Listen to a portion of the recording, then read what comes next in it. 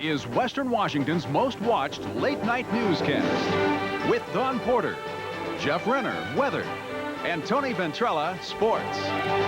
This is King 5 News. Good evening. Politicians run for office hoping to help make history, but not the kind Arizona Governor Evan Mecham made today. Mecham was convicted by the Arizona State Senate of obstruction of justice, an impeachable offense. The vote made Mecham the first governor in 59 years to be impeached and removed from office. By your vote of 21 ayes and 9 noes, Evan Mecham is convicted of high crimes, misdemeanors, or malfeasance in office as contained in Article 1 of the Articles of Impeachment. Mecham was charged with ordering his state police chief not to cooperate in the investigation of a death threat made by one of the governor's aides. Both in and outside the state Senate chamber, emotions ran high between Mecham opponents and supporters. Mecham himself, however, managed to smile as he left, saying, quote, "I guess they don't like my politics." Technically, Mecham could run in the recall election next month. Before that, however, Mecham is scheduled to stand trial for campaign finance violations. If convicted, the ex-governor could go to prison. In presidential politics, the U.S. State Department is not too happy about candidate Jesse Jackson and the general, Panama's military leader, General Manuel Noriega. Campaigning in Wisconsin today, Jackson said yes, he had written a letter to Noriega advising him to leave Panama, but he denies that he offered to serve as a mediator between Noriega and the U.S. government. It's not true. It's nothing but a very strong and public moral appeal, as the church and many other leaders have made. Jackson aides say no concrete offer was made to mediate, but Jackson did tell Noriega, quote, "I am anxious to do whatever I can to help alleviate suffering." The State Department complains that even that much undercuts efforts to get Noriega out. And can you amplify on what Robert? In our view, Jackson's Democratic opponents in tomorrow's Wisconsin primary were quick to see Jackson's initiative as a campaign issue. I think it's a bad idea for a private citizen to try to inject himself in this situation at this time. He didn't help matters in his meetings with Arafat or Gaddafi, and I doubt very seriously that he would help matters in Panama. Now, Mike Dukakis is trying hard to hold off another Jackson win in the north. It's been tough, though. Jackson is drawing huge crowds in a state 97% white. We have unleashed the power of hope in our country.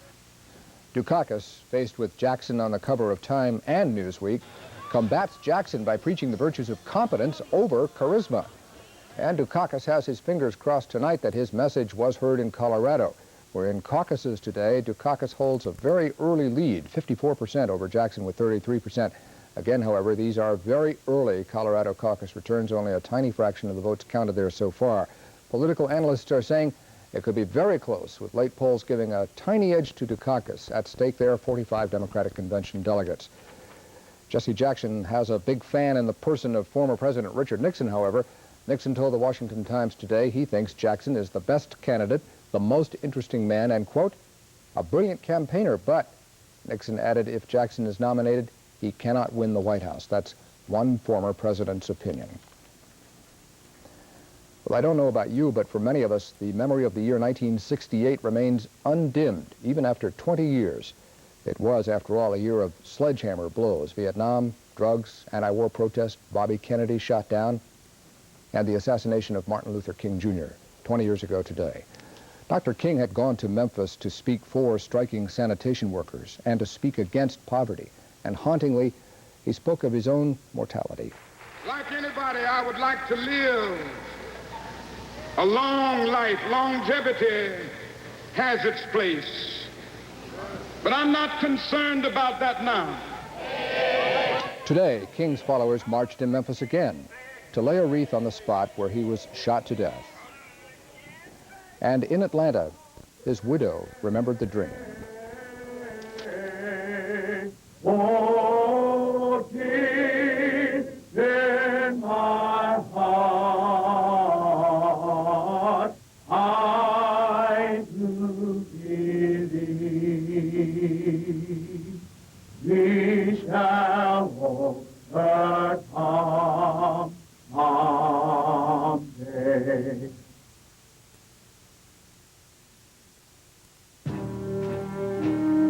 this day of mergers and acquisitions, when banks have been taken over by entertainment companies. Next. When cereal companies have been taken over by shoe companies, Avis Incorporated is happy to announce we've been taken over by someone who actually knows something about the rent-a-car business, the Avis corporate employees. Let's show them how great a rent-a-car company can be. Have a great trip. Avis. Now we're trying harder than ever.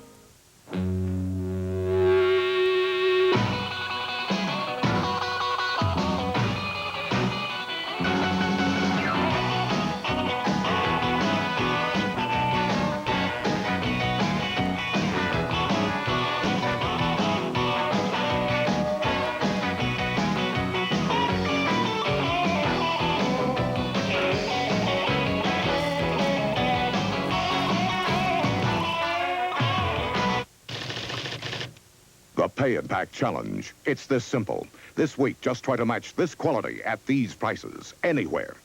Landscape shrubs at $1.99, save 1/2 at Pay and Pack.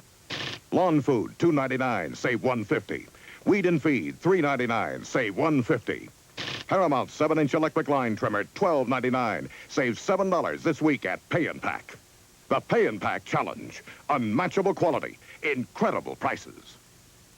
When Montana sings, the fence post leans, the gate swings open, the road unwinds. When she sings, the campfire burns, the shadows dance, the glow reminds me of a sunset in the west, water flowing from a mountain spring. I feel the country in my heart when Montana sings. Would you step in that circle for some Godfather's pizza? The taste worth doing anything for. Police in Western Washington continue the manhunt tonight for an armed robber who kidnapped a young woman from a fast food restaurant Saturday night, then released her last night. John Sandifer has the latest on this story from Aberdeen. It was whopping good news at the Burger King in Aberdeen. Mary Lee Stewart had been released, and she was not harmed. It happened in Pierce County overnight, and this is about all reporters could see as she was returned home from 24 hours of terror. And there's another angle developing after the robber, who is a suspect in an earlier Puyallup Burger King robbery, had hit this store armed with a sawed-off shotgun. He dealt with the employees. He placed them in the freezer and then took them out and placed them in the refrigeration unit. And it was subsequent to placing them in that refrigeration unit that he indicated to them that they were to stay there for a period of time and that he would be taking the manager with him when he left. Why would he move them from the freezer, which was 5 degrees, to the refrigerator, which was 30 to 40 degrees? Maybe it was Mary Stewart who convinced him, thinking of her friends even as she was being abducted. Only 2 people know, the robber and his victim, and neither are available. A real desire. Meantime, police know who they want to put on ice. The suspect in this case is a male adult, 21 years of age, by the name of Gerald Lee Essery Jr.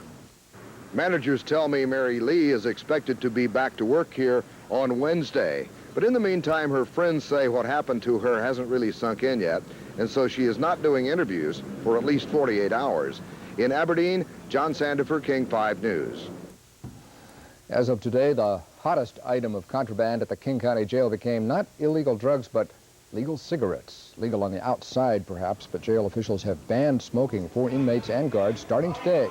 So it was cold turkey for prisoners, some of whom have a lifelong smoking habit. There's going to be a lot of fights, a lot of tensions. I've already been in a couple of fights, been in a hole 2 or 3 times behind, cigarettes or any little old thing. People just got a lot of tension in them now, Reports from inside the jail say cigarettes now sell there for more money than drugs. Officials say the smoking ban will make the King County Jail cleaner and safer. Now the question is, how safe are those park and ride lots where commuters leave their cars during the day? Well, according to Montlake Terrace Police Sergeant Leo Farmer, quote, "They are shopping malls for crooks." Continuing the quote, "I wouldn't park a bag of dirt at a park and ride." End of quote. Strong words, perhaps, but as Mike Oling reports, they ring all too true for some people. A busload of commuters end another workday at a park and ride lot. Most don't ever find a problem with auto theft or break-ins, but some do, and they are a growing minority. Irene Hatter had her van broken into in the Linwood lot. They had gotten in through the wing window on the passenger side, and they had thrown everything every which way, and they'd taken the money, and so that's what they were after, was the money. Some commuters try and beat the problem by driving burnout or battered heaps, but local officials up and down the I-5 corridor have to face the situation head-on. Yes, there is a problem, and just the nature of the beast creates it. Linwood Police Chief Larry Calspeak. What makes park and ride unique, I suppose, is because people tend to leave the car in the morning, pick them up at night, and very little traffic in between, as opposed to a shopping center where there's traffic in and out all day long. Last year, there were 67 felonies committed in the Linwood lot, the second largest park and ride in Washington. There are break-ins and auto thefts, and police want community transit to provide lot security with cameras or guards. Staff is looking into it right now to see what the cost would be, liabilities and everything to community transit. But that's the only way I can think of clearing up part of the problem. The Transit Board will consider the security issue in about 2 weeks. In Linwood, Mike Oling, King 5 News. Big day in sports. Tony's ready with the NCAA action plus the opening day of the pro baseball season. And when the Rangers went up against Cleveland, the opening ball was thrown out by little Jessica McClure. She's the toddler who spent 58 hours stuck in an abandoned well shaft last year. Well, okay, so she rolled out the first ball. Catcher Gino Petrale liked it. So did Jessica, and so did the fans. So how did the game come out? Well, that's Tony's department. He's doing all that stuff. Worked out well. Actually, Texas won 4-3, so it was a big night down there. And the Mariners? That did not work out as well. They should have had Jessica throw out the first ball for their game. Oakland won that one 4-1. NCAA action tonight. It was exciting on the final night of college basketball season. Back with that and the beginning of baseball season in 2 minutes. Hold on. When it comes to making sales, you gotta know how to open those doors. You gotta get up early. You gotta stay up late. You gotta answer all your calls. You gotta keep going till you're over the top. It's all a part of the drill. Because if you don't take care of your customers, you know that somebody else will. This reminder from Federal Express that it's not just a package, it's your business. Or a 4x4 that'll shift the balance of power in the truck world. Toyota's all-new V6 4x4, the most advanced V6 engine in any compact truck. Unsurpassed horsepower, more low-down torque than any compact V6 4x4. New V6, now who's looking out for number one? Toyota.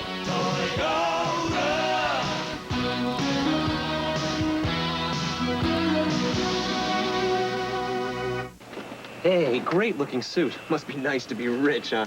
Not rich, just smart. Buy all my clothes at Cuppenheimer. Yeah, isn't Cuppenheimer great? I got this all-wool suit with pleated pants for just $195.